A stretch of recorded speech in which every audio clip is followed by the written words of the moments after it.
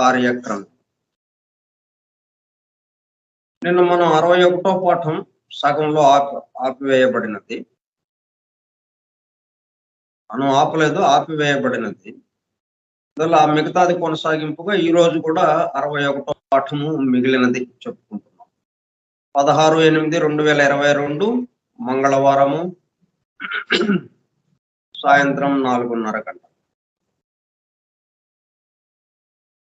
నిగూఢ తత్వశాస్త్రములము స్కైప్ గ్రూపులో సుదూర ప్రాంతాలలో ఎవరింట్లో వారు హాయిగా విశ్రాంతి తీసుకుంటూ ఏకకాలంలో ఒకేసారి ఏమి చేస్తున్నాము? వింటున్నాము. ఏమి వింటున్నాము? శాస్త్ర సాంకేతిక రంగములలో ఎంతో వేగముగా పురోగమిస్తున్న ప్రస్తుత కాలంలోని మానవాళి అదే వేగముతో ఆధ్యాత్మిక రంగంలో కూడా పురోగమించుటకు వీలుగా ప్రపంచంలోని అన్ని జాతుల మతముల పవిత్ర గ్రంథములలో పొడుపు కథల రూపంలో అర్థము అయి అవనట్లుగా ఉన్న సృష్టి రహస్యములను బహిర్గతం చేసి మానవాళికి అందించి వాటి అవగాహన ద్వారా ఆత్మదర్శనము పొందుట అను దివ్య ప్రణాళికను అమలు చేయుటకు పరమ గురువులచే ఎన్నుకొనబడిన మేడం హెలెనా పెట్రోనా బ్లవెట్స్కీ తన జీవిత కాలమంతా శ్రమించి తన మాతృభాష కాని ఇంగ్లీషు భాషలో తన ద్వారా అత్యద్భుతముగా మానవాళికి అందింపబడిన ISIS Unveiled, The Secret Doctrine, The Voice of the Silence,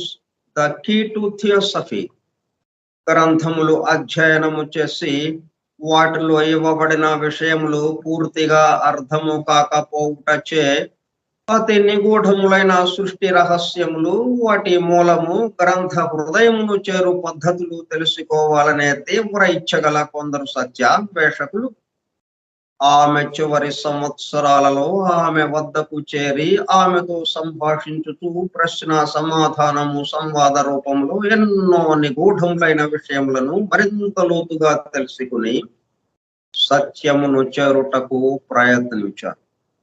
ఆ ప్రసంగ విశేషాలు అన్ని వ్రాయబడి తదుపరి transactions of the Blavatsky Lodge అనే గ్రంథముగా అందరికీ అందుబాటులోనికి వచ్చినది.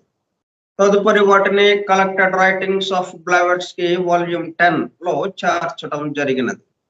ఆ బృందంలోని ఒక సోదరుడు కమాండర్ రాబర్ట్ బోవెన్ ఆమె వివరించుతుండగా తాను స్వయముగా వ్రాసుకున్న నోట్స్ ను ఆమె దేహము విడచుటకు 3 వారముల ముందు ఆమెకు చూపించగా అతను చూపిస్తున్న శ్రద్ధకు మురిసిపోతూ చేసిన కృషిని మెచ్చుకున్నట్లుగా అదే సమయంలో ఆ నోట్స్ కు తన అంగీకారమును తెలుపుతున్నట్లుగా తల ఊపుచూ చిరునవ్వు నవ్వాను.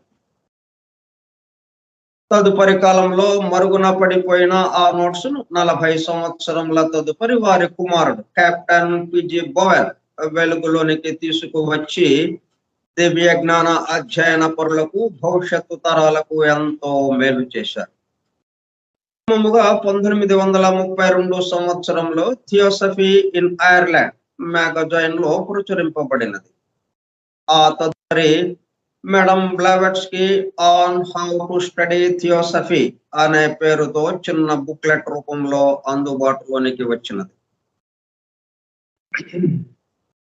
అపార జ్ఞాన సంపదతో అలరారుతున్న గ్రంథ సముదాయములో అందించబడిన విషయముల మొత్తమునకు అసలు మూలము ఏమిటి అనే విషయము ఆకళింపు చేసుకున్నటకు ఆ గ్రంథములలోనే అక్కడక్కడ నెంబర్డ్ స్టేట్మెంట్స్ అండ్ ప్రిన్సిపల్స్ ఉదహరించబడినవని వాటి ద్వారా మూలము వద్దకు చేరుకోవచ్చునని బ్లవెట్స్కీ తెలిపినారు. దానికి అనుగుణముగానే ఇంగ్లాండ్కు చెందిన EMT హాస్కిన్స్ అనునామే ఆ నెంబర్డ్ స్టేట్మెంట్స్ అండ్ ప్రిన్సిపల్స్ ను ప్రధానముగా ద సీక్రెట్ డాక్ట్రిన్ నుండి 7 ముఖ్య అంశములను, ISIS Unveiled నుండి 10 సంక్షిప్త అంశములను సేకరించి ప్రతిదానికి తాను స్వయంగా వ్రాసుకున్న వ్యాఖ్యను జత చేస్తూ foundations of esoteric philosophy from the writings of HP Blavatsky అను పేరుతో గ్రంథముగా కూర్పు చేయడం జరిగినది. వాటితో పాటు కమాండర్ రాబర్ట్ బోవెన్ వ్రాసి బ్లావెట్స్ కి ఆమోదము పొందిన నోట్స్ ను అనుబంధము గా గ్రంథము చివర చేర్చడం జరిగినది. చివరగా గ్లాసరీ పారిభాషిక పదకోశము అనుబంధము బిగా చేర్చబడినది. ఈ విధముగా దివ్య జ్ఞానమును అధ్యయనము చేయు పద్ధతులు, వాటి ద్వారా మూలమునకు చేరి అనగా సత్యమును చేరి సత్య స్వరూపముగా మారుటకు కావలసిన ప్రేమ పూర్వక సూచనలను తెలుపుతున్న గ్రంథరాజమును పఠిస్తూ అధ్యయనము చేయుచుండగా అత్యంత శ్రద్ధాసక్తులతో మేడం హెలెనా పెట్రోనా బ్లావెట్స్ కి చెప్పుచుండగా ఆమె చుట్టూ చేరిన సత్యాన్వేషకుల బృందము వలె చెవి యొగ్గి వినుచున్న, అనగా ఒళ్ళంతా చెవులు చేసుకుని వినుచున్న ప్రియ సత్యాన్వేషక సోదర శ్రోతలకు నమస్కారం.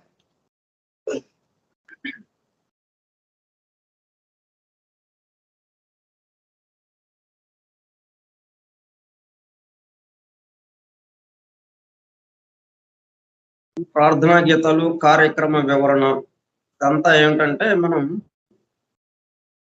తెల్లవారుజామున స్వామివారి దేవాలయానికి, వెంకటేశ్వర స్వామి ఉన్నాడు, ఆయన దేవాలయానికి గొల్ల యాదవులు ఒక ఆయన, గొల్ల ఒక ఆయన కాగడా పట్టుకుని, తర్వాత ఈ ఆచార్యులు, పూజారులు, ఆచార్యులు వీళ్ళందరూ వీళ్ళు అక్కడ దాని దగ్గర నిలబడి, ముఖద్వారం వద్ద నిలబడి సుప్రభాతాన్ని ఆయన్ని మేలుకొలిపి అప్పుడు తాళం తీసి లోపలికి వెళ్తాం. మూల విరాట్టు దగ్గర గర్భాలయంలోకి మనం ప్రవేశిస్తాం. గర్భాలయంలోకి నేరుగా ప్రవేశించం మనం. ఎందుకంటే గర్భాలయంలో స్వామి సేవించి ఉన్నారు. అంతకు ముందు రోజు రాత్రి ఏం చేశాం మనం? పౌళింపు సేవ చేశాం ఆయనకి. అలాగా సృష్టి ప్రళయంలోకి వెళ్ళి ఉంది.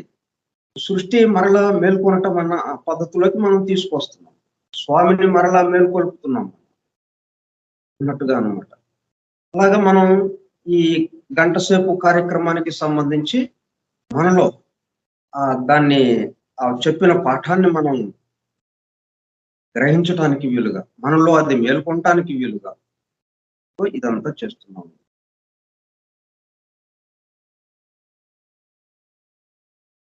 నిన్న స్వాతంత్ర దినోత్సవానికి సంబంధించి కొన్ని విషయాలు చెప్తున్నాము. ఎందుకంటే మనకి 16/8/2020 సంవత్సరం ఆగస్టు 16వ తేదీన ద డివైన్ ప్లాన్ గ్రంథ అధ్యయనం ప్రారంభించుకున్నాం మనం. ఇప్పటికీ ఖచ్చితంగా 2 సంవత్సరాలు నిండింది. 3వ సంవత్సరంలోకి అడుగు పెట్టాం ఈరోజు. కాబట్టి మనం 2020లో స్వాతంత్ర దినోత్సవం గురించి, దానికి మనకి ఉన్నటువంటి సంబంధం గురించి, అంటే మనం ఏదో ఆధ్యాత్మిక విషయాలు చెప్పుకుంటూ దీనికి సంబంధం లేకుండా, ఈ భౌతిక జీవితానికి సంబంధం లేకుండా మనం ఏదో పెద్ద పెద్ద విషయాలు అవన్నీ చెప్పుకుంటున్నాం. సృష్టికి సంబంధించి, సృష్టికర్త గురించి, పరమాత్మ గురించి, పరబ్రహ్మం గురించి అన్ని చెప్పుకుంటా ఈ చిన్నది వీటికి సంబంధం మనకు లేదన్నట్టుగా మనం సహజంగా ఉంటుంది భావన. కానీ అట్లా కాకుండా, ఎందుకంటే ఇక్కడ జరుగుతున్నది ఏదైనా కానీ ఎక్కడ కనెక్షన్ ఉంది? పరమాత్మ దగ్గర కనెక్షన్ ఉంది. దీనికి సంబంధించింది అవ్యక్తంగా ఎక్కడుంది? పరమాత్మ దగ్గర ఉంది. ఇక్కడ ఏ చీమ చుట్టుకుమంత, ఏ ఇసుక అణువు పక్కకి మనం తీసిన, మనం ఒక కదలిక చేసిన, మన నోటి నుంచి ఒక మాట బయటికి వచ్చిన, ఎక్కడి నుంచి ప్రారంభమైంది? పరమాత్మ దగ్గర నుంచి. ఇక్కడి నుంచి ఇక్కడికే ప్రారంభం కావటం అన్నది లేదు. సృష్టిలో ఏది జరిగినా కానీ ఆరిజన్ ఇక్కడ నుంచి ఇక్కడికి వస్తూ ఉంటుంది. కాబట్టి ప్రతి విషయము మనకే అవసరం అవుతూనే ఉంటుంది. అందులో ముఖ్యంగా స్వాతంత్రం, స్వేచ్ఛా స్వాతంత్ర్యాలు, బంధనాల నుంచి స్వేచ్ఛా స్వాతంత్ర్యాల కోసం ఎందుకు చేయాల్సి వచ్చింది? అంతకుముందు పరాయి పాలనలో పరాయి వాళ్ళు ఎవరో పరిపాలిస్తున్న భావనలో మనం బాధలు అనుభవించాము, బానిసలుగా ఉన్నాం మనం అన్న భావన మనల్ని తొలిచి దాని నుంచి బయటపడడానికి వాళ్ళని బయటికి పంపించేసి మనకు మనమే పరిపాలన చేసుకునేటట్టుగా స్వేచ్ఛ సంపాదించుకున్నాం. ఇది ఎంతో అర్థవంతమైంది, సంకేతాత్మకమైన. ఎక్కడైనా కానీ బంధనాల నుండి విడిపించుకొనుట. ఎందుకంటే అందరము బంధనాలలో ఉన్న వాళ్ళమే, భగవంతుడితో సహా. ఏంటి ఆయన బంధనం అంటే ఆయన సంకల్పం ప్రకారం మొత్తం చేసుకుంటూ కూర్చున్నాడు కదా. కాకపోతే ఆయన బంధనాల్లో ఇరుక్కోలేదు. ఎందుకని? గమనించేవాడుగా ఉన్నాడు. ఆయన అధ్యక్షతన మొత్తం జరుగుతుంది తప్పితే ఆయనే ప్రశాంతంగా కూర్చున్నాడు. ఏం మాట పలుకు లేదు, ప్రశాంతంగా ఉన్నాడు. అందుకే భగవద్గీతలో మనకి మయాధ్యక్షేణ ప్రకృతి స్వయతే సచరాచరం, ఆయన అధ్యక్షతను ఇదంతా జరుగుతుంది, గమనించేవాడుగా ఉన్నాడు ఆయన. ఇట్లా ఇక్కడ కూడా బంధనాల నుండి విడిపడటము అంటే గమనించేవారుగా ఉండటము. మరుక్షణం మొత్తం సంఖ్యలన్నీ ఊడిపోతాయి. వాటికి సంబంధించిన కొన్ని విషయాలు, దానికి మనకి ఉన్న సంబంధం ఏంటో కూడా చెప్పుకోవటానికి వీలుగా ఈ స్వాతంత్ర దినోత్సవం గురించి మనం చెప్పుకుంటున్నాం. 2020లో చెప్పుకున్నాం, 2021లో చెప్పుకున్నాం, 2022లో ఇంకొక పద్ధతులు, అంటే ఇప్పటి వరకు మనకి అందిన విషయాలకి అనుగుణంగా దానికి సమన్వయం చేసుకుంటాం. మనం ఈరోజు ఇంకొద్దిగా 2-3 విషయాలు చెప్పుకుని అప్పుడు మన కార్యక్రమంలోకి పెడదాం. ఇది కూడా చాలా అవసరం. దీనికోసమే కదా మనం ఇదంతా ఎందుకు నేర్చుకుంటున్నాం, ఎందుకు అధ్యయనం చేస్తున్నాం, ఎందుకు ఈ బ్రహ్మ విద్య, ఆత్మ విద్య? మన పనులు మనం చేసుకుంటా వెళ్ళిపోవచ్చు కదా. లేదు మరి ఎందుకని? ఇగో ఇట్లా బంధనాల్లో ఉన్నామని, బంధనాల్లో చిక్కుకుపోయామని, దుఃఖంలో ఉండిపోయాం, కష్టాల్లో ఉండిపోయాం, వీటి నుంచి బయటపడటం ఎలాగా, జనన మరణ చక్రాల్లో ఉండిపోయామని బాగా అనుకుంటున్నాం కదా మనం. వీటి నుంచి బయటపడడం ఎలాగా? దానికి క్లూ మనకి ఇక్కడ దొరుకుతుంది. కావాల్సింది ఈ స్వాతంత్రం కోసం పోరాడినటువంటి దేశాలు ఏమున్నాయో వాళ్ళు ఏ పద్ధతిలో ఎట్లాగా చేశారు, అసలు పోరాడాల్సిన అవసరం ఎందుకు ఏర్పడింది వాళ్ళకి, ఇట్లా ఈ విధంగా మనం విశ్లేషణ చేసుకుంటే అప్పుడు మనం ఆ పద్ధతిలో మనం పోరాటం సలిపి ఆ బంధనాల నుంచి విడిపించుకోవచ్చు. అయితే అక్కడ పోరాటం వేరు, ఇక్కడ పోరాటం వేరు, అది కూడా మనం చెప్పుకుంటాం.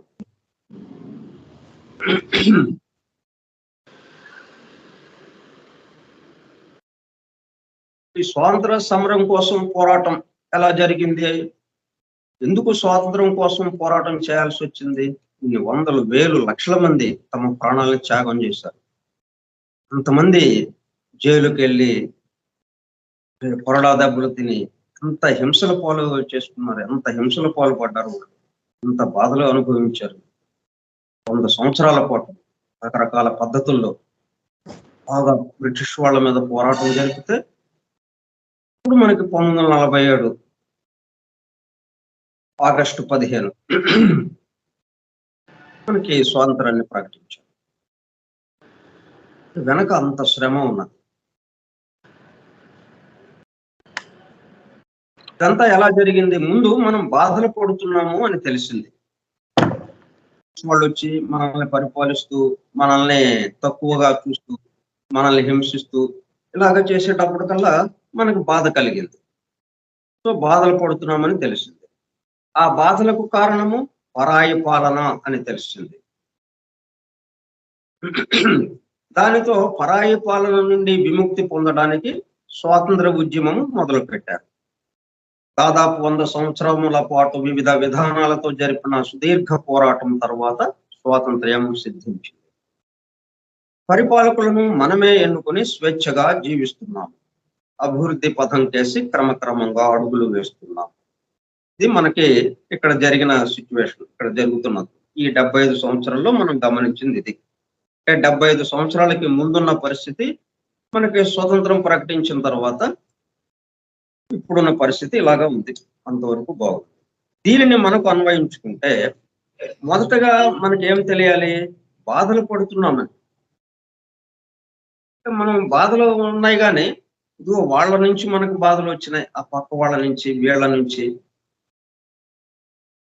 అని అట్లాగా మనం వాస్తవంగా అసలు బాధలు దేనివల్ల వస్తున్నాయి అన్నది మనకి గమనికలోకి రావటం లేదు. బట్ ఫస్ట్ ఆఫ్ ఆల్ ఏంటి? బాధలు దేని వలన పడుతున్నాం? ఆ బాధలు దేని వలన, ఏ పరాయి వారి పరిపాలన వలన అది తెలియాలి మనకు. అప్పుడు మనం స్వేచ్ఛా స్వాతంత్రాలను హరించి వేసిన వారి నుండి వారితో వివిధ రకములుగా పోరాటం సలిపి తిరిగి మన స్వేచ్ఛా స్వాతంత్రాలను పొందడానికి కనుక స్వస్థితిని పొందడానికి ప్రయత్నించవచ్చు. అప్పుడేం చేయాలి మనం? అవగాహన. అసలు ఇదంతా ఈ సృష్టి ఎలాగా వచ్చింది? ఈ భూలోకం దాకా, ఈ స్థూల జగత్తు దాకా ఎలాగా వచ్చిందని తెలిస్తే తప్ప మనకి ఈ బాధలు ఎలాగ వచ్చినాయో అనే విషయం తెలియదు. మరి బ్రహ్మలోకంలో బాధలు లేవు, ఆధ్యాత్మిక లోకంలో లేవు, తురియాత్మ లోకంలో లేవు, అంతర్వాణి లోకంలో లేవు, ఉత్తమ మానసిక లోకంలో లేవు, నీచ మానసిక లోకము, కామలోకంలో బాధలకి కావాల్సినటువంటి ఏర్పాట్లు అక్కడ ఉన్నాయి కానీ అక్కడ బాధలు ఏం లేవు. ఈ భూలోకంలో వాళ్ళు బాధలు పడటానికి కావాల్సిన ఏర్పాట్లు అక్కడ ఉన్నాయి తప్పితే అక్కడ కూడా పెద్దగా ప్రశాంత స్థితే ఉన్నది. చివరికి ఏమైంది? ఈ స్థూల జగత్ ఈ భూలోకానికి వచ్చినప్పుడు ఇక్కడ మొత్తం రకరకాల బాధలతో మనం అనుభవిస్తున్నాం. ఎవ్వరికి స్వేచ్ఛ లేదు. ఎవరు ఎటువంటి వాళ్ళైనా సరే, భార్య నుంచి భర్తకి స్వేచ్ఛ లేదు, భార్య నుంచి భర్త స్వేచ్ఛ కోరుకుంటాడు, భర్త నుంచి భార్య స్వేచ్ఛ కోరుకుంటుంది, తండ్రి నుంచి కొడుకు స్వేచ్ఛ కోరుకుంటాడు, కొడుకు నుంచి తండ్రి స్వేచ్ఛ కోరుకుంటాడు. ఇట్లా ఒకళ్ళకొకళ్ళకి కుటుంబ సభ్యుల్లోనే ఒకళ్ళ నుంచి ఒకళ్ళు స్వేచ్ఛ కావాలనుకుంటున్నారు. ఇంకా ఇట్లా మన చుట్టూ ఉన్న వాళ్ళతో అందరితో మన కులాలకి కొన్ని కులాలు తక్కువగా ఉండి అణిచివేయబడడం, కొన్ని కులాలు అగ్రంగా ఉండి వాళ్ళు వీళ్ళని అణిచివేయడం, ఇట్లాగా కొంత ఇదొక బాధ. మళ్ళీ అలాగే ధనవంతులు పేదవాళ్ళు వీళ్ళిద్దరి మధ్యన సంఘర్షణ, యజమాని పనివాళ్ళు, యజమాని కార్మికులు వీళ్ళిద్దరి మధ్యన సంఘర్షణ. స్వేచ్ఛ అంటే మనం చెప్పినట్టు వాడు వినాలి అనేది ఎవరికి వాళ్ళు. యజమాని ఉన్నాడు, తను చెప్పినట్టు పనివాడు ఉంటే స్వేచ్ఛగా ఉన్నట్టు, హాయిగా ఉంటుంది వాడు. పనివాడికి తనకి అనుకూలంగా యజమాని ఉంటే తనకి స్వేచ్ఛ ఉన్నట్టు. ఇట్లా మొత్తం ఎక్కడెక్కడ చూసినా కానీ మొత్తం అందరము కూడా స్వేచ్ఛ లేకుండా, దేశానికి స్వేచ్ఛ వచ్చింది ఇంతవరకు, కానీ వ్యక్తిగతంగా చూసేటప్పుడు కల్లా ఎవ్వరము కూడా పరాయి పాలనలోనే ఉన్నాం, బాధలతోనే ఉన్నాం. మరి ఏంటిది? దేశానికైతే అందరం కలిసి కష్టపడి మొత్తానికి స్వాతంత్రం తెప్పించుకున్నాం. వాళ్ళని పారద్రోలేము, బ్రిటిష్ వాళ్ళని. మనమే ఎన్నుకుంటున్నాము. మనల్ని ఎవరు పరిపాలించాలో వాళ్ళని పరిపాలకుల్ని మనమే ఎన్నుకుంటున్నాం. మనకి సేవ చేసేవాళ్ళు ఇప్పుడు వాళ్ళు. పరిపాలకులు అనే మాట కాదు, మన సేవకులు వాళ్ళు. వెళ్ళి మనకి పని చేసి పెట్టడానికి, మనకి సేవ చేయడం కోసం వాళ్ళని ఎన్నుకుంటున్నాం. అంత స్వేచ్ఛ వచ్చింది. కానీ మన వ్యక్తిగతంగా వచ్చేటప్పటికల్లా మన పరిస్థితి ఏంటి కావాలి?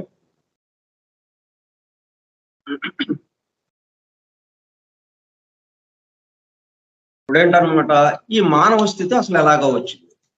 మరి మానవుడికేగా కష్టాలన్నీ కనిపిస్తున్నాయి. ఈ స్వేచ్ఛ లేనితనం కానీ, బందీగా ఉన్న భావన కానీ, బంధింపబడి ఉన్నామనే భావన కానీ, చివరికి ఏంటి, మనం అందరం కూడా ఎంత స్వేచ్ఛగా ఉంది అని అనుకున్నా కానీ చివరికి మన ఆలోచనలకి మనం బందీలం. మనకు ఆలోచన వచ్చిందంటే ఆలోచన ప్రకారం చేసుకుంటూ వెళ్ళిపోతాం. ఆలోచన మనకి యజమానిగా ఉంది, మనం పని వాళ్ళంగా ఉన్నాం. ఆలోచన చెప్పినట్టు చేసేస్తున్నాం. సో ఆలోచనకి మనం బందీ అయిపోతాం. ఎందుకని? ఆలోచన మనదే అని అనుకోవటం వల్ల. అక్కడ పరమాత్మ దగ్గర ఆలోచన తనది కాదు, తన మీద వేసుకోవాలి ఆలోచన, తన ద్వారా వచ్చింది అది అన్నట్టుగానే ఆయన అనుకున్నాడు.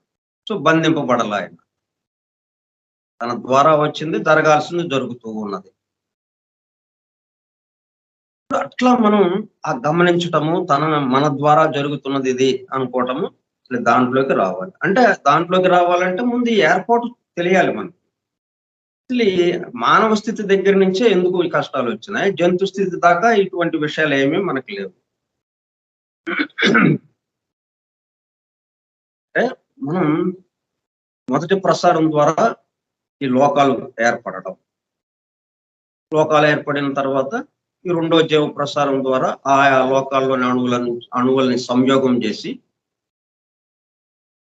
కొత్త రూపాలని తయారు చేసి, అప్పటి వరకు లేని ఆ రూపాలు, కొత్త రూపాలని తయారు చేసి, బ్రహ్మలోకంలో తయారు చేసిన రూపాలు చాలా చాలా సూక్ష్మంగా ఉంటాయి. ఇంకా అక్కడ ప్రారంభమై మన యొక్క ప్రయాణం. ఇంకా అవే రూపాలు, ఆ రూపానికి చైతన్యంగా రెండో జీవ ప్రసారం తను చైతన్యంగా మారి, ఆ రూపాలకి చైతన్యంగా రూపాలను తయారు చేసి, ఆ రూపాలకి చైతన్యం తనే అయ్యి, రూపాలు ఈ మొదటి జీవ ప్రసారం యొక్క అణువులు ఏవైతే ఉన్నాయో, మొదటి జీవ ప్రసారం ద్వారా తయారైన అణువులు ఏమున్నాయో వాటి ద్వారా వచ్చినటువంటి అణువులు ఈ రెండో జీవ ప్రసారము ఆ అణువుల్ని సంయోగం చేసి కొత్త రూపాన్ని తీసుకొచ్చి దానికి చైతన్యమైంది. అంటే ఇప్పుడున్న ఈ రూపము కొత్తగా వచ్చినటువంటిది దేంతో ఉన్నది? రెండు జీవ ప్రసారాలు కలిసినటువంటిది. ఈ రెండు జీవ ప్రసారాలు వేరే వాళ్ళ దగ్గర నుంచి వచ్చినాయా? మూడు మూర్తులుగా ఉన్న ఒకటి నుంచే వచ్చింది. ఒకడే మూడు మూర్తులుగా మారినట్టయి ఒక్కొక్క పద్ధతిలో ఒక్కొక్క జీవ ప్రసారాన్ని పంపుతూ ఉన్నాడు ఆయన. అక్కడే మూడు మూర్తులుగా మారాడు. కాబట్టి మొత్తం ఒకటికి సంబంధించింది. ఆ మాట మనం ఇక్కడ దాకా తెచ్చుకోవాలి. మనం ఏంటి, ఇదంతా ఒకటికి సంబంధించింది. ముందు అది మనకి అర్థం కావటం లేదు కదా. ఇంత ఒకదానికి సంబంధించింది. ఒకడే అనేకమయ్యాడు. పదాంతోనే ఇదంతా తయారైంది. ఒకటే ఏ పదార్థంతో తయారైందో ఆ పదార్థం కూడా అదే చైతన్యంతో తయారైంది.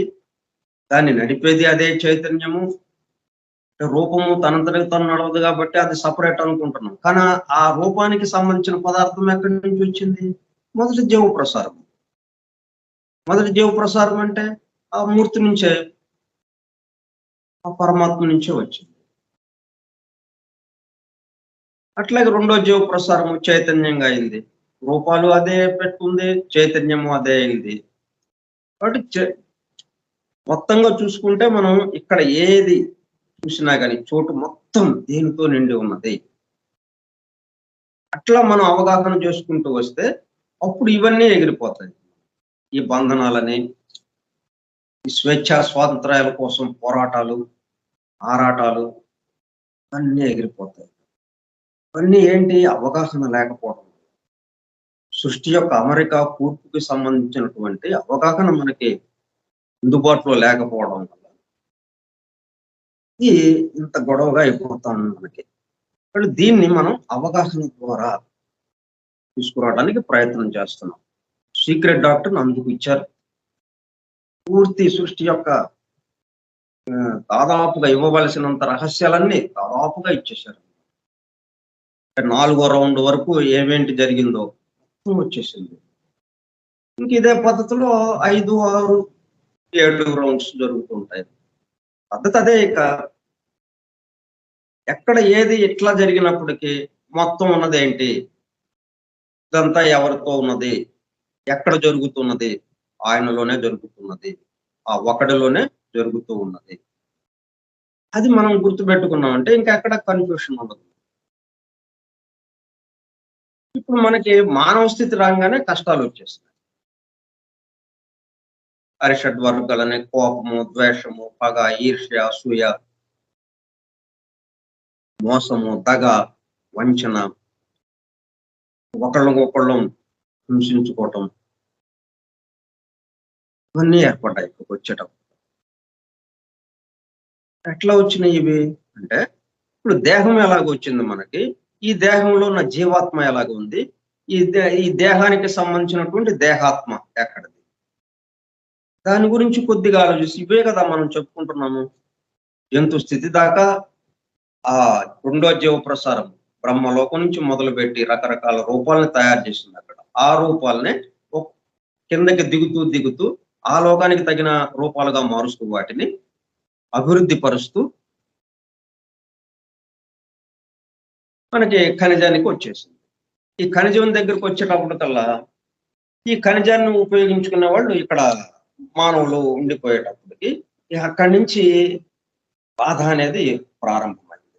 అంటే ఖనిజాన్ని బాధ పెట్టడం, ఖనిజ స్థితి, ఖనిజాలను రకరకాలుగా మార్పులు చేస్తూ మనం దాన్ని కాల్చి, కుర్రగా కాల్చి, దాని మీద సమ్మెట దెబ్బలు వేస్తూ ఎన్నోగా మార్చుకుంటున్నాం మనం. మన సదుపాయం కోసం, మనం హాయిగా జీవించడం కోసం వాటన్నిటిని తెచ్చి ఇక్కడ మనం చేస్తున్నాం. ఇట్లా చేస్తున్నామంటే మరి అది ఎంత బాధను అనుభవిస్తుంది. ఆ మొత్తం అక్కడ ఏమవుతోంది, అవన్నీ మార్పు పడిపోతూ ఉంది. అలా గుర్తులుగా వచ్చేస్తూ ఉంది.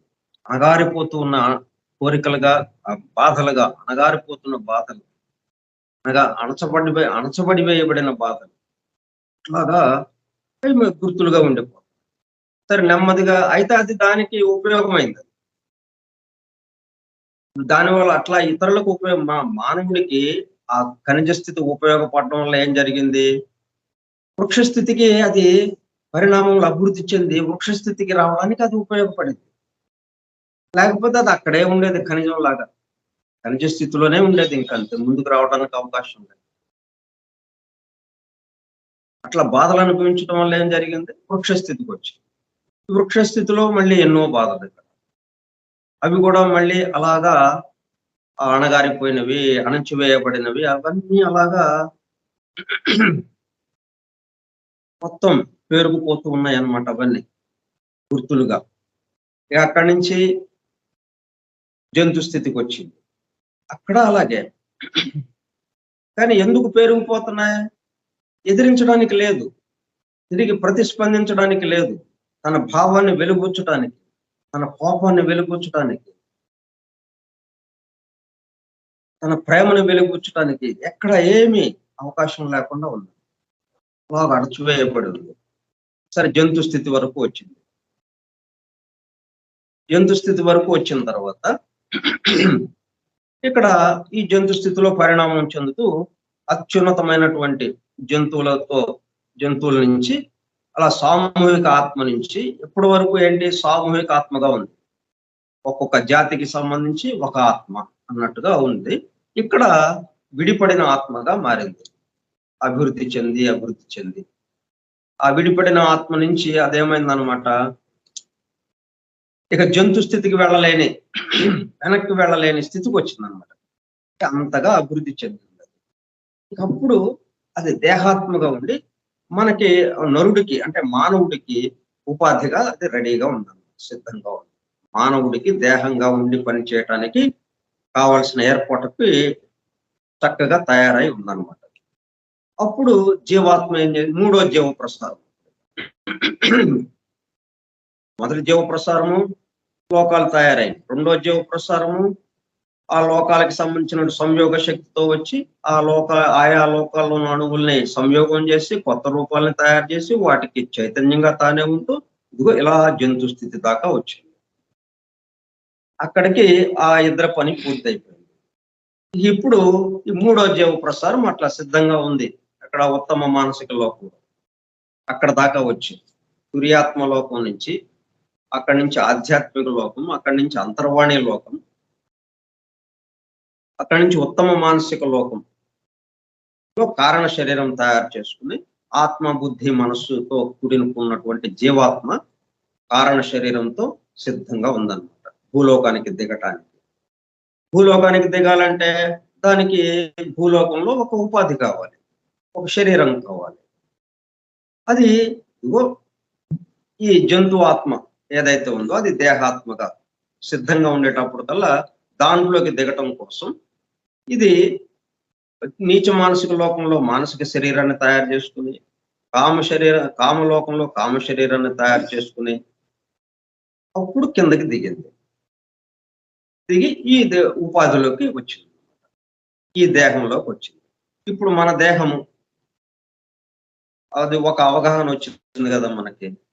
ఇప్పుడేమైంది? ఈ దేహానికి సంబంధించి జంతు ఆత్మ ఉంది కదా! ఇవన్నీ ఈ దేహాత్మలో మొత్తం ఇన్ని లక్షల సంవత్సరాల నుంచి ఆ బ్రహ్మలోకం నుంచి అంటే ఫస్ట్ ఎలిమెంటల్ కింగ్డమ్, సౌరాత్మ వరకు, చంద్రాత్మ వరకు, ఖనిజ వరకు, వృక్ష వరకు, జంతు వరకు. ఇట్లా ఈ 6 వర్గుల్లో ఉన్నటువంటి ఏవేవైతే అణగారిపోయి, అణచివేయబడ్డ నిశ్శబ్దంగా బాధను అనుభవించినటువంటి ఏవేవైతే ఉన్నాయో మొత్తం ఇప్పుడు బయటికి కక్కడానికి సిద్ధంగా ఉండాలి. ఎందుకని ఇప్పుడు కామ శరీరం ఉంది. మనకి ఉద్వేగాలు, ఆవేశాలు, కోపతాపాలు, ద్వేషాలు, దుఃఖాలు అన్నీ కూడా బయటికి వెళ్ళగక్కడానికి కామ శరీరం. అట్లాగే ఆలోచనలు ఇలా చేయాలి, ఇలాగా చేయాలి అనేది ఆ మానసిక శరీరం. ఈ రెండిటి ద్వారా ఈ మానసిక శరీరం నుంచి ఆలోచన, ఆలోచనకి ఈ కోరిక, ఉద్వేగము, ఆవేశము కలిసి కలగలిపి ఈ 2 కలిసి ఇక అవి బయటికి పంపించడం మొదలుపెట్టిందన్నమాట. తనలో ఉన్నాయి మొత్తం గూడా. ఇప్పటి పరిస్థితి మనకది. అందువల్ల మనకి ఇన్ని కష్టాలు, ఇన్ని బాధలు ఏర్పడతాయి. ఇప్పుడేమైంది? ఇదంతా ఎందుకు జరిగిందసలు? జంతు ఆత్మ వరకు రెండో జీవ ప్రసారం అభివృద్ధి పరుచుకుంటా వచ్చింది కదా! ఒక అణువుని అంటే ఏకత్వం నుంచి అనేకత్వంలోకి తీసుకురావడం కోసం ఏర్పాటైన ఏర్పాటు ఇదంతా. అనేకత్వం వస్తే గాని ఆయన యొక్క సంకల్పం నెరవేరదు. ఆయన సంకల్పం ఏంటి? తాను పెక్కులు కావాలెను. మరి పెక్కులవ్వాలంటే భూలోకానికి రావాలి. స్థూలానికి రావాలి. స్థూల జగత్తుకొస్తే గాని అనేకత్వం అనేది రాదు. ఆ వేరు భావన రాదు. డిఫరెన్షియేషన్ రాదు. మిగతా ఎక్కడికి వెళ్ళినా గాని ఏకత్వంగానే ఉంటుంది. పరమ ప్రశాంత స్థితిగా ఉంటుంది. ఎక్కడ ఏ లోకంలో తిరిగినా. ఇక్కడ ఒక్క చోటే మనకి ఇలాగ అనేకత్వం. అనేకత్వం వల్ల అశాంతి, గందరగోళం, వేరు భావన. ఈ మొత్తంలో ఉన్నదెవరు? అసలు మరపుకొచ్చేస్తుంది పూర్తిగా. అంతా మనమే చేస్తున్నాం అన్న భావంలోకి. ఇదంతా అలా గుడ్డిగా జరిగిపోతా ఉంది అంతే. ఆ శక్తులేవో చేసేస్తున్నాయి అవి. ప్రకృతి శక్తులు. ప్రకృతి అంతా తను నడిపేస్తుంది అంతే అది దానంతటికి అది. అంతేని మొత్తం కలిపి ఒకడే ఉన్నాడు. ఇదంతా ఒకటిలో జరుగుతా ఉంది. దీనికి సంబంధించి ఒకటి ఆ వన్నెస్, ఆ వన్ రియాలిటీ అనేది ఉంది అన్నది ఏమి మనకు గుర్తులేదు ఇక. మనం ఆ వన్ రియాలిటీకి సంబంధించిన వాళ్ళం అన్నది కూడా గుర్తులేదు. అంటే పెక్కులు కావాలి అన్నదానికి సరిపోయింది. ఇప్పుడు పెక్కులు కావాలనేటప్పటికల్లా దాంట్లోనే ఆ నెగెటివ్ కూడా వచ్చేసింది. మనం బండి స్టార్ట్ చేద్దాం అనుకున్నాం. మోటార్ సైకిల్ ఉంది. ఎక్కడికో వెళ్దాం అనుకున్నాం. బండి స్టార్ట్ చేసాం. అంటే కిక్ రాడ్‌తో కిక్ ఇచ్చాము. అంటే ఇప్పుడు ఆ కిక్ రాడ్‌లు లేవనుకోండి ఊరికే బటన్ నొక్కేస్తే డుర్ర్ అని స్టార్ట్ అయిపోతుంది. సరే బటన్ నొక్కాం. స్టార్ట్ అయింది. స్టార్ట్ అవ్వంగానే ఏమైంది? ఎనక నుంచి గ్యాస్ వచ్చింది. ఆ వాయువు. ఆ మండినటువంటి వాయువు ఏదైతుందో లోపల పెట్రోల్ మండి శక్తిగా మారాలి కదా! పెట్రోల్ శక్తిగా మారాలంటే అది మండాలి. ఆ మండింది ఇది విసర్జించబడింది ఏదైతే ఉందో ఉపయోగపడంది అది బయటకొచ్చేసింది. అది వాయువుగా బయటకొచ్చేసింది. కార్బన్ మోనాక్సైడ్‌గా బయటకొచ్చేసింది. అంతకుముందు లేదు కదా అది. కార్బన్ మోనాక్సైడ్ అంతకుముందు లేదు. మనం ఎప్పుడైతే స్టార్ట్ చేశామో అప్పుడొచ్చిందిది. అట్లాగే తాను పెక్కులు కావాలి అయ్యాము. దాంతోనే ఏమొచ్చింది? కార్బన్ మోనాక్సైడ్ కూడా వచ్చేసింది మరి. అంటే సృష్టి యొక్క సంకల్పంలోనే ఈ కష్టాలు, బాధలనే దానికి సంబంధించిన ఏర్పాటు అక్కడే ఉందన్నమాట. అది దాని ద్వారా అలాగా వీటి మీదుగా ప్రయాణిస్తూ జంతు స్థితి నుంచి అప్పుడు మనకి ఈ దేహంగా అది వచ్చి ఇది ఇలాగా బయటికి రావడం మొదలుపెట్టింది. ఇప్పుడు మనం ఏం చేయాలి? ఇప్పుడు ఇట్లాగే చేయటంలో ఏమైంది? దాని యొక్క ప్రభావం ఎక్కువైపోయింది. దేహాత్మ యొక్క ప్రభావం ఎక్కువైపోయి దేహం ఏం చేసిందనమాట, ఈ జీవాత్మని స్వాధీనం చేసుకుంది. మామూలుగా ఏంటి, మూడో జీవ ప్రసారము ఆ అణువు ఏదైతే ఉందో అణువు నుంచి 2 జీవ ప్రసారాలు చక్కగా జంతు స్థితి దాకా బాగా ఎవల్యూషన్ లో అభివృద్ధి పరిచి ఇక్కడికి తీసుకొచ్చింది. ఇక ఇప్పుడు 3వ జీవ ప్రసారానికి మీరు అందుకోండి అని వచ్చింది. మనం భద్రాచలంలో శ్రీరాముల వారి కళ్యాణం జరుగుతుంటే ఒక 2-3 కూర్చుంటారు ప్రత్యక్ష వ్యాఖ్యానానికి.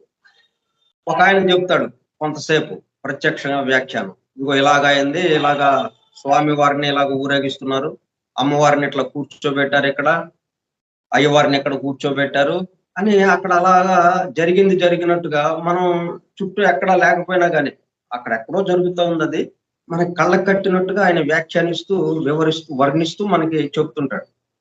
అది అయిపోయింది. ఒక ఆయన చెప్పేసి ఇక ఇంకొక ఆయన పేరు చెప్పి మీరు అందుకోండి అంటాడు. మీరు అందుకోండి అనగానే ఈయన మొదలు పెడతారు అక్కడి నుంచి. మళ్ళీ ఆ తర్వాత ఏమేం జరిగిందో అట్లా మొత్తం కొంతవరకు ఈయన చెప్తాడు 2వ ఆయన. అది అయిపోయిన తర్వాత ఇక మీరు అందుకోండి అని 3వ ఆయన పేరు చెప్తాడు ఈ 2వ ఆయన. నేను ఇప్పటి వరకు ఇలా చెప్పాను, ఇక మీరు అందుకోండి అంటాడు. అప్పుడు 3వ ఆయన మిగతాదంతా చెప్పుకుంటా వస్తాడు. 3వ ఆయనతో అది పూర్తవుతుంది అనమాట. ఆ సీతారాముల వారి కళ్యాణాన్ని మనం ప్రత్యక్షంగా వీక్షించినంత ఇదిగా వాళ్ళు వర్ణించి చెప్తుంటారు. మనం ఎక్కడో 100 మైళ్ళ దూరంలో ఉన్నా కానీ ఆ దగ్గరలోనే ఉండి మనం అది వీక్షిస్తున్నామా అన్నంత భావం కలిగేటట్టుగా, మనం అనుభూతి కలిగేటట్టుగా అలాగా చెప్తారు వాళ్ళు. కాబట్టి అలాగా ఇప్పుడు ఏమైందనమాట, ఈ 3 జీవ ప్రసారాలు 2 జీవ ప్రసారాలు తమ వంతు కార్యక్రమం పూర్తి చేసుకున్నాయి. ఫస్ట్ జీవ ప్రసారం ఏమో లోకాలను తయారు చేసి అణువులన్నీ సిద్ధపరిచి మీరు అందుకోండి అని 2వ జీవ ప్రసారానికి అందజేసింది. ఇక 2వ జీవ ప్రసారము ఈ మొత్తాన్ని తయారు చేసి జంతు స్థితి దాకా తీసుకొచ్చింది. అది జంతు స్థితి దాకా తీసుకొచ్చి ఇక మీరు అందుకోండి అని చెప్పి 3వ జీవ ప్రసారానికి చెప్పింది. ఇక జీవాత్మ సిద్ధంగా వచ్చి ఇక్కడికి వచ్చింది. ఇప్పుడు ఈ జీవ ప్రసారాల యొక్క కర్తవ్యం ఏంటి? అభివృద్ధి పరచటం. అంతేగాని వీటిని నాశనం చేయటం, లేకపోతే వీటిని బాధలకు గురి చేయించటం ఇట్లాగని కాదు. అభివృద్ధి పరచటం. ఎక్కడికి? మళ్ళా వన్నెస్కి తీసుకెళ్ళటం. అనేకత్వం నుంచి మళ్ళీ వన్నెస్కి తీసుకువెళ్ళాలంటే ముందు అనేకత్వంలోకి రావాలి. ఈ 2వ జీవ ప్రసారం వరకు ఏమైంది? అనేకత్వంలోకి తీసుకొచ్చారు వాళ్ళిద్దరు. అనేకత్వంలోకి తీసుకొచ్చి ఇక ఇక్కడి నుంచి మళ్ళీ ఏకత్వంలోకి ప్రయాణం చేయడానికి జీవాత్మను సిద్ధం చేశారు. 3వ జీవ ప్రసారం సిద్ధమైంది. ఇప్పుడు ఈ జీవాత్మ దేహాత్మగా ఉన్నదాన్ని అభివృద్ధి పరిచి, అంటే దేహాత్మగా ఉన్న ఈ దేహ అణువులన్నీ పరిపూర్ణంగా మార్చాలి. ఈ దేహాత్మలో ఉన్నటువంటి అణగారిపోయిన కోరికలు, ఆవేశాలు, ఈ గందరగోళాలు వీటన్నిటినీ సాత్వికీకరణ మార్చాలి, న్యూట్రలైజ్ చేయాలి. ఇప్పుడు ఈ కారణ శరీరంలోకి వెళ్ళిపోతుంది మొత్తం. అప్పుడు ఈ దేహాత్మ అది కారణ శరీరంలోకి వెళ్ళిపోయి కారణ శరీరం అంతా చక్కగా పూర్తి అభివృద్ధిలోకి వచ్చేస్తుంది. అక్కడి నుంచి ఇక అది మళ్ళీ వెనక్కి వెళ్ళిపోయి తురియాత్మ లోకంలోకి వెళ్ళిపోతుంది. అది దీని ఇప్పుడున్న ప్రణాళిక. ఈ 3వ జీవ ప్రసారానికి అప్పచెప్పబడ్డ ప్రణాళిక. ఆ పని చేయటం కోసం ఇది వచ్చింది. అంటే దేహాత్మని పరిపూర్ణం చేయటం కోసం, దీంట్లో ఉన్నటువంటి ఎగుడు దిగుల్ని సరిచేయటం కోసం అది వచ్చింది. ఇప్పుడు ఏం జరిగింది అంటే అది టీచర్గా, ఇది విద్యార్థిగా అన్నట్టుగా ఉంది ఇక్కడ. కానీ ఇప్పుడు విద్యార్థి టీచర్ చెప్పిన పాఠాలు వింటున్నాడా? వింటలేదు. ఎప్పుడైతే ఈ జీవాత్మ ఈ ఉపాధిలోకి చేరిందో వెంటనే పట్టేసుకుంది. దేహాత్మ దాన్ని బంధించేస్తుంది. అది బంధించటం అంటే అదన్నమాట. ఇట్లా బంధనాల్లో ఇరుక్కుపోయామన్నమాట. ఇప్పుడు బంధించేసి తనే పరిపాలన సాగించడం మొదలుపెట్టింది మొత్తాన్ని. పరిపాలన సాగించడం మొదలుపెట్టి తనలో ఉన్నటువంటి అణగారిపోయినవన్నీ ఒక్కొక్క దాన్ని బయటకు తీసుకొచ్చి ఆడుకోవటం మొదలుపెట్టింది. ఇది అలాగ నిస్తేజం అయిపోయి నోరు అలాగ చూస్తూ ఉండిపోవాల్సిన పరిస్థితి ఏర్పడింది. ఇది జీవాత్మ. జీవాత్మ దాన్ని అభివృద్ధి పరచాల్సింది పోయి చేష్టలు ఉడికిపోయి అలా కూర్చుండిపోయింది అనమాట. కూర్చుండిపోయి ఏమైంది, ఇదంతా నాదే, నేనే చేస్తున్నాను, ఈ ఆలోచన నాదే, ఈ పనులు నావే, ఇదంతా నా కోసమే చేస్తున్నాను అన్న దాంట్లోకి వచ్చేసింది. జీవాత్మ అంటే ఏంటి? మొత్తం భగవంతుడికి దగ్గరగా ఉన్నది అది. ఆత్మ, బుద్ధి, మనస్సు, ఉత్తమ మానసిక లోకానికి చెందినటువంటి ఆ మానసిక పదార్థం, అంతర్వాణి లోకానికి చెందినటువంటి ఆ బుద్ధి పదార్థం, ఆధ్యాత్మిక లోకానికి చెందినటువంటి ఆత్మ పదార్థం, వాటితో తయారైంది జీవాత్మ. పూర్తిగా ఆ భగవంతుడి యొక్క జ్ఞాపకం ఉన్నది మనకు లేకుండా. ఆ భగవతత్వంతో అనుభూతి చెందుతూ ఉన్న లోకాలు అవి. వాటితో తయారైంది జీవాత్మ. ఇక్కడికి వచ్చేటప్పటికల్లా దీని యొక్క ప్రభావానికి లోనే తనని తను డిగ్రేడ్ చేసుకుంది, తనని తను తక్కువ పరుచుకుంది, తక్కువ చేసుకుంది. నేను ఇంతే, ఈ దేహాన్ని నేను ఈ దేహానికి పరిమితం. ఇక్కడ జరిగింది అదనమాట.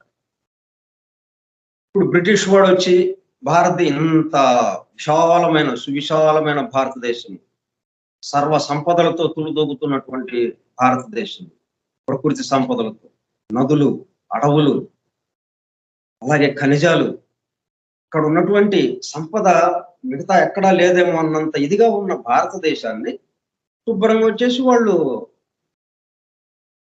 పట్టేశారు. దానివల్ల బాధలేంటో చూసాం. మళ్ళీ దాని నుంచి విడిపడటానికి వాళ్ళతో ఎంత పోరాటం జరిగిందో చూసాం. ఆ పద్ధతిలో ఇక్కడ ఇప్పుడు దేహం మన జీవాత్మని బంధించింది. జీవాత్మ బయటకు వచ్చి జీవాత్మ చెప్పినట్టు వింటే తప్ప మనం ముందుకు వెళ్ళడానికి అవకాశం లేదు. ఆ భగవతత్వంలోకి, ఆ భగవద్ అనుభూతిలోకి, ఆత్మ దర్శనంలోకి, ఆ తత్వ దర్శనంలోకి మనం దివ్యజ్ఞాన ప్రబోధిని చెప్పుకునేటప్పుడు ప్రథమ వాక్యం ఉంది. దృష్టి పథము నుండి తప్పిపోయిన తత్వ దర్శనం ఒకటి నేటికినే కలదు అని చెప్పుకున్నాం. తప్పిపోయిన తత్వ దర్శనం అది మనకి దొరకాలి అంటే ఇక్కడ జీవాత్మ తనకి తన స్వస్థితిని గుర్తు చేసుకునేటట్టుగా చేయాలి అంటే ఇదిగో అవగాహన. ఇప్పుడు ఇదేంటనమాట, ఈ బాధలన్నీ అణగారిపోయిన కోరికల్ని ఇది ఎందుకు అంత కసి, పగ, ద్వేషం, ఈర్ష్య, అసూయ, కోపం? ఎందుకంటే నన్ను ఇంత బాధలు పెట్టారు, నన్ను ఇన్ని బాధలు పెట్టారు. మనకి ఖనిజ స్థితి నుంచి వృక్ష స్థితి, జంతు స్థితి, వీటిలో నన్ను ఇన్ని బాధలకి గురి చేయబడ్డాను నేను అని చెప్పి కదా అది దానికి ఆ కోపం అంతా బయటకు వెళ్ళగొక్కుతుంది. ఇక్కడ మనం ఏం చేయాలంటే, ఒక విగ్రహం ఉంది, వెంకటేశ్వర స్వామి విగ్రహం. వెంకటేశ్వర స్వామి విగ్రహం అంటే అది దాని అంతా అది వచ్చింది. అట్లా కాకుండా మనం కొన్ని దేవాలయాల్లో మనం విగ్రహాన్ని చెక్కించి అక్కడ నిలబెడతాం మూల విరాట్టుగా గర్భాలయంలో. ఇప్పుడు దానికి ఎన్ని ఉపచారాలు జరుగుతాయి, ఎంత ఆరాధిస్తాం దాన్ని. అయితే ఆ విగ్రహం అక్కడ నిలబడటానికి వెనక ఎంత శ్రమ ఉంది, ఎన్ని బాధలు అనుభవించింది అది, ఎన్ని ఉలి దెబ్బలు తిన్నది. ఆ శిల్పి ఉలితో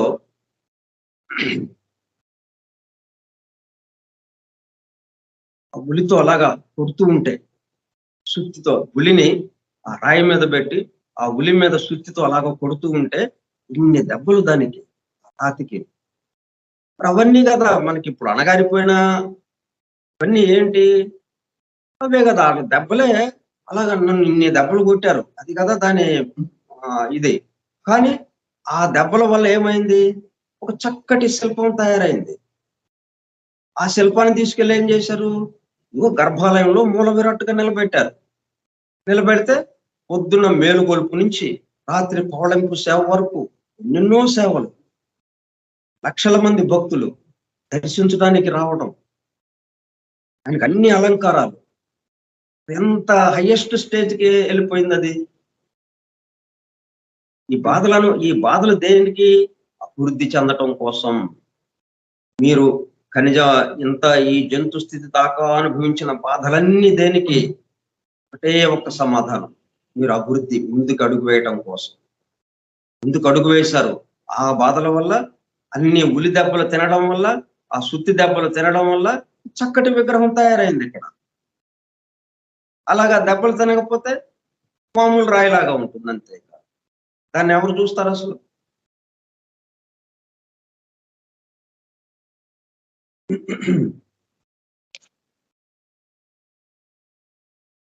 కాబట్టి ఇక్కడ ఇట్లాగా మనం అవగాహన తీసుకురావటం, అవగాహన. ఇది వినిపిస్తూ ఉంటే అప్పుడు దానికి, ఆ దేహాత్మకి నెమ్మదిగా రియలైజేషన్. దానికి తోడు జీవాత్మ దీనికి పక్కనే ఉండి, జీవాత్మ తను చెప్పాల్సింది తను చెప్తూ బాగా చేసేటప్పటికల్లా ఏమవుతుంది అనమాట, ఓ ఈ దెబ్బలు, ఇన్ని రకాలైనటువంటి బాధలు అన్ని దేనికంటే, నేను అభివృద్ధి చెంది ఇలా మానవ రూపానికి రావటం కోసం. అదే మానవ రూపం రావాలంటే మరి ఆ ఖనిజ వర్గులో ఉన్నటువంటి ఆ రూపం నుంచి మానవ రూపానికి వచ్చాం మనం. గొప్ప స్థితికి వచ్చాం మనం. ఓ ఈ బాధల వల్ల, ఈ దెబ్బల వల్ల మనం ముందుకు వచ్చి ఇలా ఇంత అభివృద్ధిలోకి రావడానికి అవకాశం ఏర్పడింది. ఎందుకు ఇక్కడ అంటే, మనం ఈ మానవుడి నుంచి ఇంకొంచెం ముందుకు వెళ్ళి దివ్య మానవుడుగా మారిపోయి ఆయన యొక్క తాదాత్మ్యత ఈ మానవుడులుగా ఉన్నప్పుడే మనం ఆత్మ దర్శనం చేయడానికి వీలవుతుంది. మనకి ఖనిజ వర్గు, వృక్ష వర్గు, జంతు వర్గులో మనం ఆత్మ దర్శనం అనేది అవకాశం లేదు. ఎందుకంటే నిద్రాణ స్థితిలో ఉన్నది, సుప్త చైతన్యంగా ఉన్నది. మానవుడి దగ్గరికి వచ్చిన తర్వాత అప్పుడు ఈ అనుభూతిని మనం పొందటానికి కావాల్సిన ఏర్పాట్లు ఇక్కడ ఉన్నాయి. కాబట్టి మనం ఆ ఆత్మదర్శనం, దైవానుభూతి అది పొందాలి. మనకు అసలైన లక్ష్యం అనేకత్వంలోకి ఎందుకు వచ్చాం? అనేకత్వంలో దైవానుభూతి పొందటం. ఏకత్వంలో దైవానుభూతి పెద్ద విషయం ఏముంది? ఉన్నదే ఏకత్వం, ఒక్కడే. ఇంకా దాంట్లో నేను ఒక్కడనే ఉన్నాను అని అనుకోవాల్సిన పని లేదు కదా. ఒక్కడే ఇక్కడ ఉంది అని ఎప్పుడు అనుకోవాలి? అనేకం ఉన్నప్పుడు. చుట్టూ అన్ని రకాలు, ఎన్నో విభేదాలు, ఎన్నో భేదాలు, ఎన్నెన్నో అనేకమైనటువంటిది. ఇప్పుడు ఇదంతా ఒక్కటి అని మనం అనుకుని ఆ ఆత్మదర్శనంలోకి, ఆ దైవానుభూతిలోకి వెళ్ళటానికి వీలవుతుంది. కాబట్టి మనం ఇక్కడ ఇన్ని బాధలు అనుభవించాం కాబట్టి ఈ మానవ స్థితికి రాగలిగాం. లేకపోతే ఖనిజ వర్గంలోనే ఉండిపోవాల్సి వచ్చేది, లేకపోతే వృక్ష వర్గంలోనే ఉండిపోవాల్సి వచ్చేది, లేకపోతే జంతు వర్గంలోనే అలాగా ఆ సామూహిక ఆత్మలు అక్కడ కొట్టుకుంటూ ఉంటాయి. అక్కడి నుంచి విడిపడి ఒక వ్యక్తిగత ఆత్మగా తయారై ఇంకా అభివృద్ధి చెంది జంతు స్థితి నుంచి ఇంకొక హయ్యర్ స్థితి ఏదైతే ఉందో మానవ స్థితిలోకి వెళ్ళటానికి కావాల్సిన ఏర్పాటు జరిగింది మనకి ఈ బాధల వల్ల అన్న అవగాహన వస్తే అప్పుడు ఆ బాధల్ని ఇంకేమంటాడు? నాకు ఇన్ని బాధలు కలిగి నేను అంటాడా? బాధల వల్లే నేను ఇంత అభివృద్ధి చెందాను అనేది వచ్చేస్తుంది. దాంతో న్యూట్రలైజ్ అయిపోతుంది. అది ఇన్ని లక్షల సంవత్సరాల నుంచి అణగారిపోయినటువంటి ఇన్ని కోరికలు కూడా మొత్తం దగ్ధమైపోయినట్టు అయిపోతుంది. మొత్తంలో ఏమవుతుంది? ఒక్క ఆలోచన ప్రవేశిస్తుంది. దీనివల్ల నేను ఇక్కడికి వచ్చాను. ఇప్పుడు దాని పట్ల గౌరవం ఏర్పడుతుందా, లేకపోతే అసహ్యం ఏర్పడుతుందా? బాధల వల్ల నేను ఇక్కడికి వచ్చాను, ఇంత అభివృద్ధిలోకి వచ్చాను. కాబట్టి ఆ బాధలు నాకు మెట్లులాగా ఉపయోగపడి ఆ మెట్లెక్కి ఆ పైకి శిఖరం దగ్గరికి చేరాను. అప్పుడు ఇంకా ఇకనే ఆ పగ, ద్వేషము, ఈర్ష్య, అసూయ ఇవన్నీ ఇంకెక్కడున్నాయి? లేవు. అవన్నీ ఎప్పుడైతే సమసిపోయినాయో ఈ జీవాత్మ పూర్తిగా తన అధీనంలోకి వచ్చేస్తుంది. జీవాత్మలో ఆ ఒదిగిపోతుంది. దేహాత్మ ఇప్పుడు వరకు ఏమైంది? తనలో దీన్ని పొదుపుకుంది, మొత్తం బంధించేసింది. జీవాత్మని అటు ఇటు కదలకుండా, ఏమాత్రం పక్కకి కదలకుండా మొత్తం గట్టిగా బంధించేసింది తన బాహువులతో. దేహాత్మ. ఇప్పుడు వదిలేసింది, ఇంకా వదిలేసేసి దాని కౌగుల్లో చేరటానికి దాన్నే కౌగులించుకుంది జీవాత్మ ప్రేమ.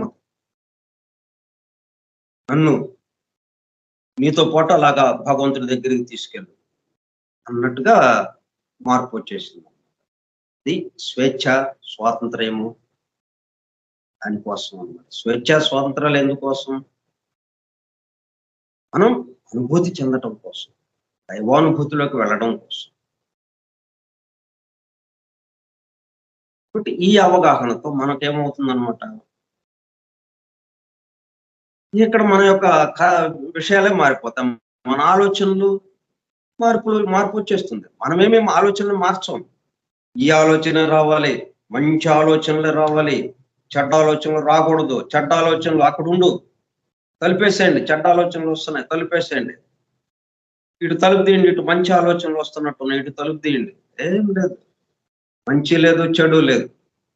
వచ్చిన ఆలోచనను గమనిస్తూ ఉండడం. దేహాత్మ జీవాత్మ ఒకటైపోయింది. దాంతో కారణ శరీరం ఫుల్ అయిపోయింది. దేహాత్మ యొక్క దేహాణువులు మొత్తం పరిపూర్ణం అయిపోయినాయి. పూర్తిగా ఈ జీవాత్మకి ఏ కర్తవ్యం ఏమైతే అప్పచెప్పబడిందో, ఈ దేహాత్మ యొక్క ఈ దేహం యొక్క అణువులన్నీ పరిపూర్ణం చేయటం పూర్తి అయిపోయింది ఆ కార్యక్రమం. మనకేంటి, ఇది ఒక్క జన్మలో ఒక్కసారిగా అని కాదు, కొన్ని జన్మలు పడుతుంటుంది. 100 వేలు కావచ్చు, ఒకళ్ళకొక రకంగా. అయితే మనం ఏంటంటే, మనకి ఏదైతే అప్పచెప్పబడిందో, మొట్టమొదటగా మనకు ఉపాధిగా ఏ దేహాత్మ వచ్చిందో, ఆ జంతువు యొక్క వ్యక్తిగత ఆత్మ ఏదైతే ఉందో అది దేహాత్మగా, మనకి దేహంగా, మనకు ఉపాధిగా, ఆ జీవాత్మకు ఉపాధిగా మొట్టమొదటిసారిగా ఏది వచ్చిందో అది పూర్తిగా దేహాణువులన్నీ పరిపూర్ణమయ్యేదాకా, తనలో కలిపేసుకునేదాకా ఇక అదే వస్తూ ఉంటుంది. జన్మ ఎన్ని జన్మలైనా అవ్వచ్చు. దేహం విడిచాం మనం, ఇప్పుడు ఈ దేహంతో తిరుగుతున్నాం మనం.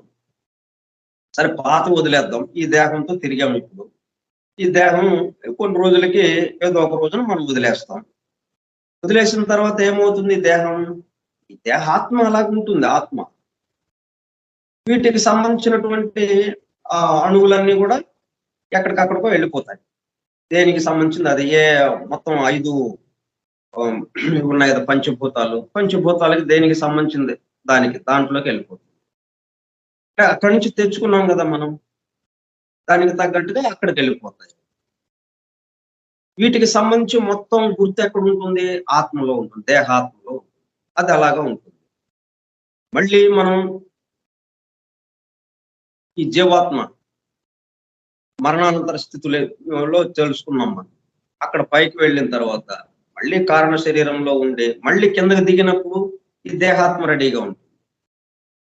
ఎందుకంటే ఒక రాయిని ఒక శిల్పికి అప్పచెప్పినప్పుడు వాడు ఆ రాతిని పూర్తిగా మలచాలి కదా. పూర్తిగా ఏ విగ్రహం తయారు చేయాలో ఆ విగ్రహానికి తయారు చేయటం కోసం ఆ రాయి వాడికి అప్పచెప్పబడింది. దాన్ని పూర్తిగా అలాగా మలిచి అది మూల విరాట్లుగా అది గర్భాలయంలో ప్రతిష్ఠించేదాకా వాడు అది చక్కగా చేస్తూ ఉంటాడు. అంతేగాని కాసేపు వీడు చెక్కి వీడు వెళ్ళిపోయి మళ్ళీ ఇంకోడు చెక్కటం ఇట్లాగా కాదు. ఒకటి అప్పచెప్పిన తర్వాత అది పూర్తి చేయాలి. అది అట్లాగే ఈ జీవాత్మ ఏదైతే ఉందో వాడికి ఏదైతే ఈ దేహాత్మ అప్పచెప్పబడిందో పూర్తిగా ఈ దేహాణువులు పూర్తిగా పరిపూర్ణం చెందేదాకా దాని పని అదే ఉంది. అంటే ఈ దేహాన్ని ఇప్పుడు ఏం చేయాలి? వీడు ఈ జీవాత్మ అలా నెమ్మదిగా తీసుకెళ్లి ఆ తుర్యాత్మలో కూర్చోబెట్టాలి. అక్కడతో వాడి యొక్క కార్యక్రమం పూర్తి అయిపోతుంది. ఆ 3వ జీవ ప్రసారం యొక్క కార్యక్రమం పూర్తవుతుంది. అట్లా ఎన్నెన్నో జీవాత్మలు ఇవంతా ఇలాగా ఒక ప్రణాళిక ప్రకారం జరుగుతూ ఉన్నదన్నమాట. కాబట్టి స్వేచ్ఛ స్వాతంత్రాలు దేశానికి, వ్యక్తిగతంగా మనకి కొంచెం ఆలోచించి మనం ఈ రోజు నుంచి మనం కూడా స్వేచ్ఛ పొందాం, స్వాతంత్ర్యాన్ని పొందాం. ఎట్లాగా? అవగాహన ద్వారా. ఇక్కడ పోరాటాలు ఏం లేవు. పోరాటం చేస్తే అస్సలు కుదరదు. వాడంటే 100 సంవత్సరాలు చేస్తే విసుగు పుట్టి వాడు వెళ్ళాడు కానీ బ్రిటిష్ వాడు ఇక్కడ అలా కుదరదు. 100 కాదు 1000 జన్మలైనా నువ్వు పోరాడు, ఇంకా ఎక్కువ బలంతో నిన్ను తొక్కేస్తుంది. అది దేహాత్మ బలం పెరుగుతుంది మనం పోరాడే కొలది. రాక్షసులకి బలం ఎక్కువ అవుతుంది రాక్షసులతో పోరాడే కొలది. అందుకే రాక్షసులతో చాలా తెలివిగా పోరాడుతుంటారు ఈ దేవతలు. అంటే దేవతలు నేరుగా పోరాడుతుంటారు కానీ ఈ దైవం వచ్చి ఆ అవతారాలు వచ్చి అంటే చాలా తెలివిగా అన్నమాట, సులభంగా ఒక ఉపాయంగా వాళ్ళని సంహరిస్తారు. నేరుగా వాళ్ళని అటాక్ చేయడం అంటే అసలు ప్రశ్నే లేదన్నమాట. వాళ్ళ శక్తి ఇంకా పెరుగుతుంటుంది. కాబట్టి పోరాటంతో కాదు, మనం అవగాహనతో. అవగాహన ఏర్పడిందా? Understanding is the key. తాళం చెవి అండర్స్టాండింగ్ అన్నమాట. సో ఈ విధంగా ఈ స్వాతంత్ర దినోత్సవాన్ని మనం మనకు అన్వయించుకుంటూ కొంత మనకు అందినంత వరకు మనం చెప్పుకున్నాం. దీన్ని కొద్దిగా ఆలోచించి విశ్లేషించి, అంటే ఇట్లా ఆలోచన ద్వారానే మార్పు రావాల్సింది ఆలోచనలోనే తప్పితే బయటగా మార్పు ఏం లేదు. ఈ దేహంలో ఈ స్థూలంగా ఉన్నటువంటి దేంట్లో రూపంలో ఎక్కడ రూపంలో మార్పు ఏమీ లేదు. ఆ రూపాన్ని ఆశ్రయించి ఏదైతే ఉన్నాయో అక్కడ ఆ మనస్సులో ఆ బుద్ధిలో అక్కడ మనం భావంలో మార్పు. అప్పుడేమవుతుంది, మనం పాము అని అనుకుంటున్నాం కానీ అది థాడ్ అక్కడ ఉంది. థాడ్ అని తెలిస్తే పాము వెళ్ళిపోయింది కదా. పాము ఎక్కడుంది? అసలు పాము లేదు, ఉన్నట్టుగా అనిపించింది. అలాగే మనకి ఇవన్నీ ఈ దేహాత్మ ఏం చేసింది, అణగారిపోయి అని ఆ పగ ఈర్ష్య ద్వేషంతో ఇవన్నీ బయటకు తీసుకొస్తా ఉంది కదా. అవన్నీ ఎగిరిపోతాయి దెబ్బ. అరే అంతా నా అభివృద్ధి కోసం. నాకు ఇప్పుడు అట్లా చేయకపోతే నేను అక్కడే ఉండేదాన్ని కదా. ఇప్పుడు మానవుడి దగ్గరికి వచ్చేసాను, నేను మానవ రూపంలోకి వచ్చేసాను. ఇంత అభివృద్ధి చెందాం మరి. కాబట్టి ఇది చాలా ఉపయోగం నాకు. ఇది చాలా ఈ బాధలు నాకు చాలా ఉపయోగం. ఖనిజ వర్గం నుంచి నేను అనుభవించినటువంటివి ఏవేవైతే ఉన్నాయో ఇవన్నీ నాకు చాలా ఉపయోగం అన్న మరుక్షణం ఏమవుతాయి, పాము మాయమైనట్టుగా మాయమైపోతాయి. అక్కడ ఉన్నదే కనిపిస్తుంది, యథార్థత వచ్చేస్తుంది. సో అది మన యొక్క భావం. ఓకే,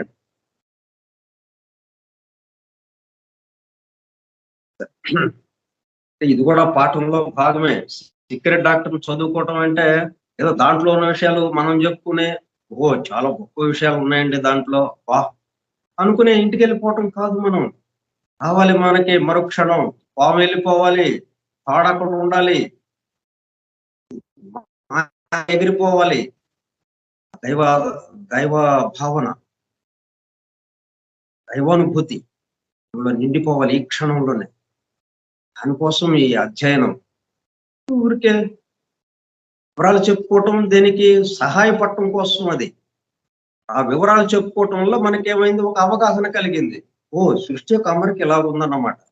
ఇప్పుడు అవి చెప్పుకోకపోతే మనకి ఇదిగో ఈ బాధలన్నీ కూడా మన యొక్క అభివృద్ధికి అవి ఉపయోగపడ్డాయి అన్న విషయం మనకి తెలియదు కదా. కాబట్టి అది అవసరమే. కానీ అట్లాగా వాటి వరకే మనం విని మనం చెప్పుకొని ఆగిపోకూడదు. మన దాకా తీసుకురావాలి, మనలోకి తీసుకోవాలి, తినాలి. మనం దాన్ని ఇస్తట్లో భోజనం తినాలి. ఇస్తట్లో భోజనం పెట్టుకుని వాటి గురించి ఎన్ని రోజులు చెప్పుకున్నా ఏముంటుంది, అది పాచిపోతుంది. వెంటనే తినేయాలి. శక్తిగా మారిపోతుంది. మనలో చక్కటి అవగాహన వచ్చేస్తుంది. సార్, స్వస్తి ప్రజాభ్యః పరిపాలయంతాం న్యాయేణ మార్గేణ మహీం మహిషాః. ఓ బ్రాహ్మణేభ్యః శుభమస్తు నిత్యం. లోకా సమస్తా సుఖినో భవంతు. లోకా సమస్తా సుఖినో భవంతు. లోకా సమస్తా సుఖినో భవంతు. ఓం శాంతి శాంతి శాంతి. ఓపికగా విన్నటువంటి సత్యాన్వేషక సోదర బృందానికి ధన్యవాదాలు. Thank you all. ఇప్పుడు మనకి నిన్నటిదే చూడండి, నిన్న ఆగిపోయింది మధ్యలో. ఎంత చాలా కష్టమైన పని అది, చాలా బాధాకరమైనది. మీకన్నా నాకు, అంటే నేను దాన్ని పూర్తి చేయలేకపోయానే, నాకు అప్పచెప్పబడ్డ పనిని పూర్తి చేయలేకపోయానే, సగంలో వదిలేశానే, ఇది ఎంతో బాధ నాకు అనిపించింది. కానీ నిన్న మనం చెప్పుకుంటే ఈ మాదిరిగా వచ్చేది కాదు. ఈ విషయాలు ఇలాగా మనం దొరిలే కావు. కాబట్టి అక్కడ ఆపి ఈ రోజు ఇక్కడ చక్కగా నిన్న ఆగటం వల్ల మరింత మదనం జరిగింది మనలో. అరే ఏంటి ఏంటి ఇలా జరిగింది, ఏంటి ఇలాగా మరింత మదనం జరిగి ఇంకా దానికి సంబంధించినటువంటి లోతైన విషయం మనకి అందుబాటులోకి వచ్చింది ఈ రోజున మనం చెప్పుకోవడం వల్ల. అట్లా ప్రతిదాన్ని మనం అట్లాగా ఆలోచించుకోవాలి, అలాగా సమన్వయం చేసుకోవాలి, అలాగా అన్వయించుకోవాలన్నమాట. ఇప్పుడు ఇక కష్టం లేదు, ఇంకా ఆ కష్టమే మనకి ఉపయోగపడతా ఉంది ముందుకెళ్ళడానికి. ఆ పద్ధతిలో వెళ్ళిపోవాలన్నమాట. Okay, thank you all. మళ్ళీ రేపు ఇక మనం దీంట్లో సీక్రెట్ డాక్టర్ 6 నెంబర్డ్ ఐటమ్స్ లో చివరిలో ఉన్నాం, అది పూర్తి చేద్దాం. దాని యొక్క అవగాహనతోనే మనం ఇంత ఇవాళ చెప్పుకున్న పాఠం మొత్తం, విషయం మొత్తం ఎక్కడిది అవగాహన మనకి? సీక్రెట్ డాక్టరేన్, ఆ డివైన్ ప్లాన్, పురాణ పురుషుడు గ్రంథ పఠనం, తర్వాత భారత సమాజ పూజ రహస్య ప్రకాశము, పురాణ పురుషుడు గ్రంథ పఠనము, శ్రీపాద శ్రీవల్లభ చరితామృతం గ్రంథ పఠనం, తర్వాత దివ్య జ్ఞాన ప్రబోధిని గ్రంథ పఠనం అధ్యయనం, ఇప్పుడు ఫౌండేషన్స్ ఆఫ్ ఎసోటరిక్ ఫిలాసఫీ దీని యొక్క అధ్యయనం, మొత్తం యొక్క సమాహారం రసం మనకి ఈరోజు ఈ గంట సేపు చెప్పుకోవడానికి సహాయం చేసింది. దాని యొక్క అవగాహన మనం ఈ విధంగా వివరించుకోవడానికి వీలైంది. ఓకే, థ్యాంక్ యూ అండి. Thank you sir.